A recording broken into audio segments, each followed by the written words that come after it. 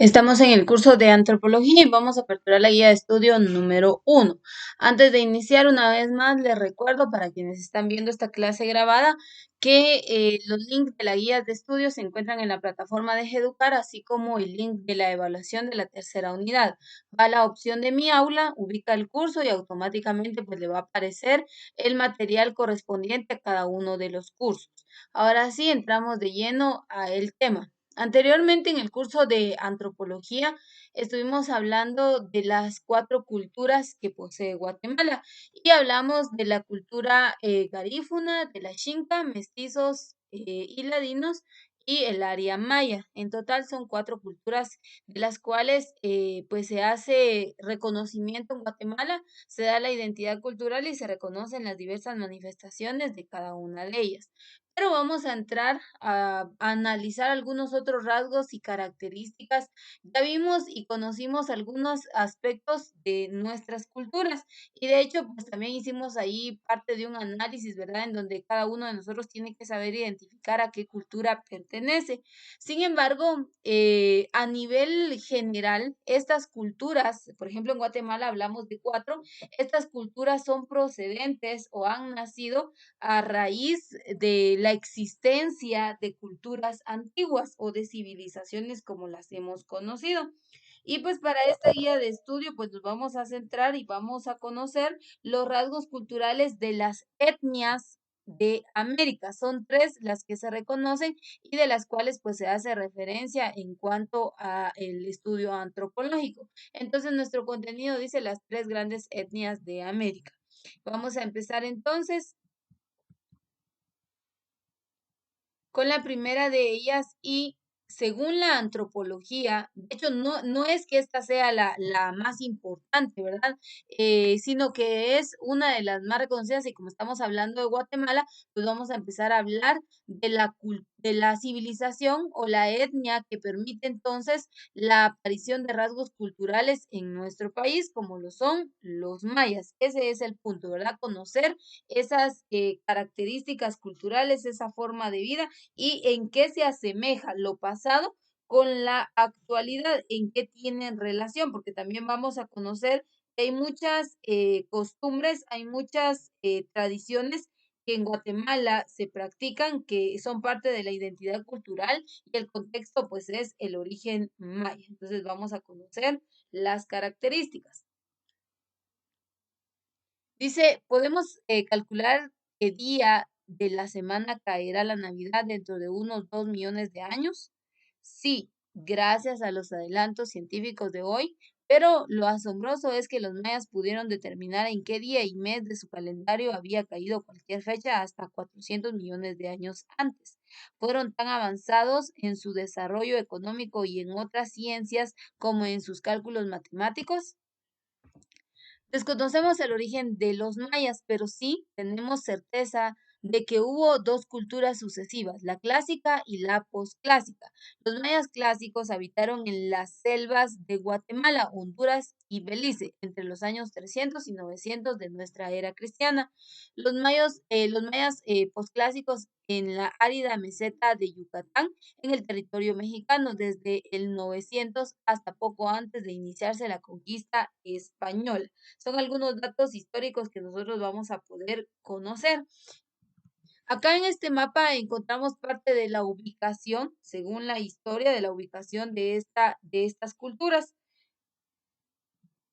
Pero vamos a ver algunos rasgos característicos. Yo quiero que usted se centre en lo que son los rasgos característicos de esta cultura y ya que anteriormente estudiamos rasgos y características culturales de nuestras, valga la redundancia, nuestras 4 culturas actuales, que usted vaya viendo si en efecto hay o no hay relación con los rasgos que anteriormente vimos y con los que hoy en día vamos a ver si realmente es las culturas guatemaltecas son origen, cuál de ellas es origen de la cultura maya y si tienen o no algo de parentesco. Y dice, en el periodo clásico los mayas convirtieron bosques y selvas en lugares habitables. Ahí edificaron las ciudades de Huachacún, Tikal, Copán y otras que eran propiamente centros ceremoniales y administrativos regidos por sacerdotes. Y aquí empezamos con la parte de la historia.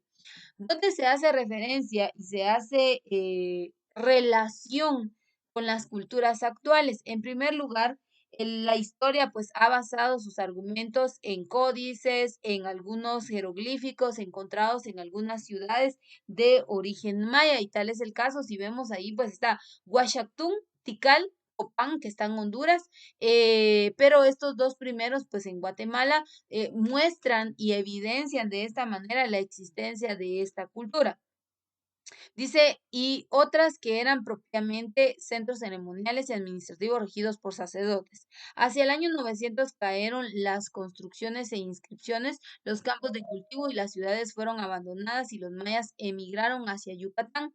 Todavía se discuten las causas de esta migración: exceso de humedad, epidemias, invasiones de otros pueblos, luchas sociales, agotamiento de las tierras. Lo cierto es que la selva ocultó durante muchos siglos las monumentales construcciones, estatuas, columnas con inscripciones y demás vestigios de esta primera cultura clásica maya. Y de hecho que hoy en día los antropólogos están interesados y aún se centran en poder hacer investigaciones referentes a rasgos y vestigios que probablemente están aún soterrados bajo algunas proporciones de tierra entre las montañas, y mayormente en estas zonas donde se hace referencia de la existencia de esta cultura. Dice, los mayas posclásicos no solo cambiaron el medio geográfico, sino también en otros aspectos de su antigua cultura. Mientras los mayas clásicos fueron pacíficos y poco veces ofrecieron víctimas humanas a sus dioses, los posclásicos fueron guerreros y que sacrificaron hombres y mujeres en sus centros ceremoniales. También comenzaron a trabajar los, voy a correr acá la presentación.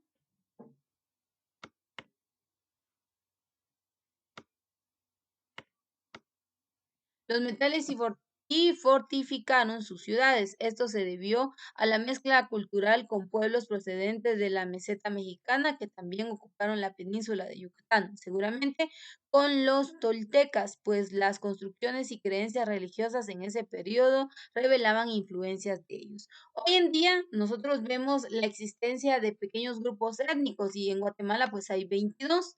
Es así en muchos años atrás y en ese entonces, antes del ingreso de los españoles, también existieron bastantes grupos étnicos. Si vemos un mapa específico de los grupos étnicos, pues vamos a ver que hay varios, pero lo peculiar de esto y donde podemos encontrar la distinción es que algunos se desarrollaron más que otros.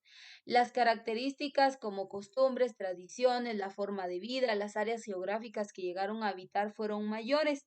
No quiere decir que estos desaparecieron, o sea, por arte de magia y dejaron de existir, no, sino que estos con el pasar del tiempo fueron evolucionando. Y por eso es que hoy en día, como le decía, si usted ve rasgos, de hecho solo vimos algunas características, no vimos todas, vimos algunas características actuales de los mayas actuales. En la cultura maya en Guatemala está representada por 22 grupos étnicos. Y hoy, si bien es cierto, pues usted sabe, hoy en día pues ya no se sacrifican personas, ¿verdad? Ya no es el sacrificio dado de esa manera, pero vemos que en el área, lo que son los sacerdotes mayas, pues en efecto ellos aún practican lo que son sacrificios, pero lo hacen de animales. Entonces sí vemos como la presencia de algunas manifestaciones o de algunas cualidades o características que sí van a tener como similitud con estas culturas pasadas. Entonces, ese es el punto, que podamos estudiar y que podamos analizar esos rasgos y características que han ido identificando o que se han venido transmitiendo de generación en generación, y que podamos comprender entonces que sí hay un origen, hay una base, y la historia habla de la cultura maya. Dice, las tres grandes ciudades de esta etapa, Chichén Itzá, Uximal y Mayapán, se unieron en una confederación durante 20 años, al cabo de los cuales se desató una guerra entre ellas y venció Mayapán. La dominación de esta ciudad duró hasta mediados del siglo XIV, cuando la cultura maya entró en una profunda crisis, luchas internas, el agotamiento de un sistema económico y político milenario y numerosas catástrofes, huracanes, epidemias y plagas. pusieron fin a la cultura maya. Vea, ahí claramente está diciendo, o sea, hubieron diferentes causas. La historia no habla específicamente de una, pero hubieron diferentes motivos y situaciones que se dieron para que esta cultura dejara de tener auge o dejara de tener desarrollo. No desaparecen, están presentes hoy en día. Cuando llegaron los conquistadores españoles en el siglo XVI, las ciudades estaban en ruinas o abandonadas. La destrucción fue completada por los hombres y la vegetación. Por esta razón, durante la época colonial se desconocieron los adelantos científicos, los monumentales templos y las demás brillantes creaciones de los mayas. Es decir, que los españoles vinieron con la aculturación y la transculturación a dominar ya a la población indígena que en ese entonces se encontraba en crisis, se encontraba en una decadencia. No es que a través de la intervención española vinieron y los eliminaron y los mataron a todos, definitivamente no es así, sino que algunos pues fueron llevados a otras tierras para servir como esclavos, otros se quedaron en el territorio también como esclavos, trabajando y realizando todos aquellos trabajos forzados, como por ejemplo, ¿verdad? Sabemos que por ejemplo, la antigua Guatemala es una ciudad colonial, fue construida con enfoque colonial, su diseño, su construcción, su arquitectura, sus materiales, pero la obra de mano fue indígena, es decir, fue obra de mano maya. Entonces, son algunas características pues que la historia relata, ¿verdad? Y que nosotros debemos conocer. Ahora, ¿qué tiene que ver esto? Yo le decía, lo importante y la antropología, recuerde que la antropología se hace valer de la etnología, que es la ciencia que estudia las etnias, y lo que quiere conocer la etnología a través de la antropología son características no solamente físicas, sino, por eso habla de etnología, o sea, de la etnia en sí, sino que se centra en las características culturales, costumbres, tradiciones, mitos, leyendas, folclore, indumentaria, idiomas, todas esas manifestaciones que van identificando a los pueblos.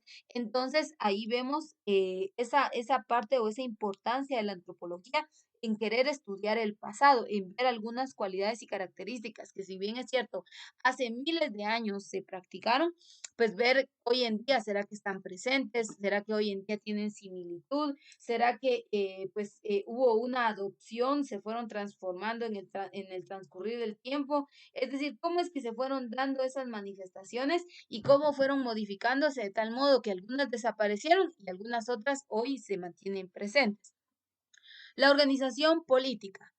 Antes hubo una estratificación social, hoy en día esto no es nada nuevo, sabemos que hay una estratificación social, solo que hoy en día pues está la clase alta y la clase baja, y en la clase baja aún hay clase muy baja o clase media baja y la clase baja totalmente. Entonces hay una estratificación social. Para las culturas pasadas también existió una estratificación social, pero ellos se dejaron guiar más por una religiosidad. Y dice, aunque todos los mayas hablaban la misma lengua y tenían las mismas culturas, nunca se unieron en un imperio o reino poderoso. La unificación política bajo la ciudad de Mayapán fue una excepción y duró muy poco. Cada centro ceremonial con los campos y caseríos alrededor de los mismos formaban un músculo estado gobernado por un sumo sacerdote que según las creencias actuaba en nombre de los dioses y de ellos había recibido el poder. ¿Se dan cuenta? Un enfoque religioso. Claro que cuando vemos el ingreso de los españoles también se sigue dando ese mismo sistema, una imposición, una forma de gobierno y un dominio a través de la Iglesia Católica. Pero acá, en el área maya, pues no había, había una es como que se le atribuían esas facultades, o se le daba ese poder a aquel que pues, estaba como desde el punto de vista religioso, o sea, tenía un contacto con sus dioses. Recordemos que en la cultura, en las culturas pasadas ellos fueron politeístas, es decir, que creyeron en varios dioses y así fueron adaptando muchas formas y expresiones culturales. Dice, cada centro ceremonial con los campos y caseríos alrededor del mismo formaban un minúsculo estado gobernado por un sumo sacerdote, que según las creencias actuaba en nombre de los dioses y de ellos había recibido el poder. Este sistema de gobierno de sacerdotes en representación de los dioses se llama teocracia. Vea, ahí está ese término, ¿verdad? Yo no sé si ustedes lo habían escuchado antes, pero La forma de gobernar, vean, dice, este sistema de gobierno de sacerdotes en representación de dioses se llama teocracia, es decir, que los mayas creían, bueno, el Dios le dio el poder, entonces él tiene que estar al frente, y a ese sistema se le denominó teocracia. Dice belicoso y durante el periodo posclásico, dado el carácter belicoso y expansionista que adquirieron los mayas, el gobierno pasó a manos de príncipes guerreros, pero siempre con la colaboración de los sumos sacerdotes. Los gobernantes estaban asesorados por un consejo de caciques o jefes de tribus y otros sacerdotes. Entonces, parte de la estratificación o de la forma de gobierno, como ellos estaban regidos, lo encontramos y lo vemos a través de esta imagen. Vamos a ver acá lo último y dice, vean, dice, em, una sociedad regida por sacerdotes. Las familias mayas formaban comunidades o agrupaciones más amplias, semejantes a a los clanes, que se consideraban emparentadas por un antepasado común y tenían unidad territorial. Los sacerdotes organizados jerárquicamente y sus familias formaban el sector más poderoso y privilegiado, porque se creía que tenían poderes sobrenaturales y podían comunicarse con los dioses, curar enfermedades, arrojar los demonios del cuerpo, entre otros. Pero sobre todo, porque eran los sabios dedicados al estudio de los astros, los cálculos matemáticos y la elaboración de calendarios para organizar los trabajos agrícolas. Tenían conocimientos exactos sobre los periodos de lluvia, la duración vamos a ver más adelante, y aquí está la estratificación social. Vean, vamos a ver a través de este esquema. En las culturas pasadas hubo una clase alta, pero esa clase alta, como ya vimos, estaba conformada o estructurada por los sacerdotes. Ellos ya vimos que los sacerdotes pues se les daba ese poder porque se creía que ellos tenían contacto con los dioses. Luego estaban los nobles, los comerciantes, los artesanos y campesinos y los esclavos. Pues había una estratificación social como más detallada, por decirlo así. Hoy en día vemos una estratificación social, clase alta, clase baja, y ahí se queda. Y si hablemos de Guatemala, pues la clase alta no es tan amplia, por así decirlo. Hay un sector privilegiado, los empresarios, las familias, los dueños de las grandes industrias en Guatemala, pues son la clase alta, pero es muy restringida y no cualquiera pues va a poder ingresar a esos niveles. Y la clase baja, en donde estamos hablemos de más de un 75% de la población guatemalteca. Entonces, hay una estratificación social, si bien es cierto, ahí vemos uno de los rasgos, o sea, eso no se ha perdido, pero hoy en día vemos que ya no es tan, ya no está como tan dividida, sino solamente clasificada en dos, y no hay como oportunidad de crecimiento. Es una de las características que hoy en día vamos a poder apreciar. Otro aspecto dentro de esta cultura, bueno, respecto a la historia y algunos rasgos que nosotros podemos ver, dice, los nobles, caciques, jefes y guerreros y altos funcionarios con sus familias ocupaban el segundo lugar de la organización social. Los comerciantes eran muy estimados y disfrutaban de libertades y exenciones, aunque no tenían los privilegios de los miembros de los sectores anteriores.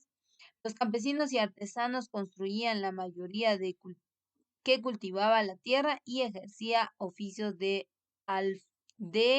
alfarero, tejedores, entre otros. Los esclavos eran los castigados por delitos y los prisioneros de guerra no tenían derecho alguno y eran contratados como objetos. Esta división de la sociedad se denominó estratificación social porque los diferentes sectores se ordenaban unos sobre otros igual que los estratos de las rocas. En el caso de los mayas, dicha estratificación se debió principalmente a la economía y la religión, según analizaremos seguidamente. Entonces son rasgos y características. Hoy en día, pues no, ya no hay una estratificación en base a la religión, ¿verdad? Eso ya no es parte de nuestra cultura, más bien de un poderío, de un dominio de bienes y recursos, y así es como se da la estratificación social. pero por cuestión de tiempo me voy a quedar hasta acá con esta primer parte. Vean, es pura historia. El objetivo es que usted pueda conocer la historia pasada, que la compare con el presente y veamos si en realidad las culturas hoy en día actuales tienen rasgos y características de las etnias o culturas pasadas, que eso es lo que hace la antropología, estudiar el presente, compararlo con el pasado y pues sacar conclusiones. Ese es uno de los primeros enfoques antropológicos, pero nos vamos a quedar hasta acá el día de hoy con esta primer parte.